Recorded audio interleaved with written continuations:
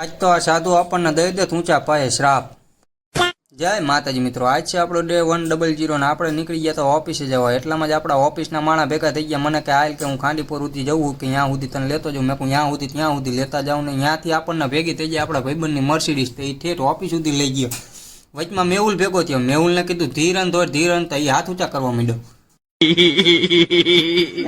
તો પુષ્પક વિમાનમાં 250-300 ટનનો લોડ કરી નાખ્યો તો પુષ્પક વિમાને નહોતું હાલતું। પછી પહોંચી ગયા કેરાળા। કેરાળા પહોંચ્યા હતા, કાકાએ આપણે વિડીયો જોયો કે ચા પીવો ને કે વિડીયો ઉતારી લો। મેં કહું કઈ વાંધો નહીં। એની મોજમાં જવાનું હતું સમલા ને આપણે પહોંચી ગયા અંકેવાડિયા। 5 કિલોમીટરનો પલ્લો કાપી નાખ્યો મોજમાં। પછી પુષ્પક વિમાનને નાખી દીધું ખેતરમાં। મીટર નાખીને ત્યાં રિટર્ન થા તો પુષ્પક વિમાન હાલતું નહોતું। માંડ તો ખેડેલા ખેતરમાં બહાર નીકળ્યું ને એટલામાં રહેમાન ડકેટનો ભાઈ 150 ટ્રેક્ટર લઈને જાય। દેવાજ મામા ડિફેન્ડર 150 હાકે, આ ટ્રેક્ટર હાકે। कैसे लोग रहते हैं यार यहाँ पर।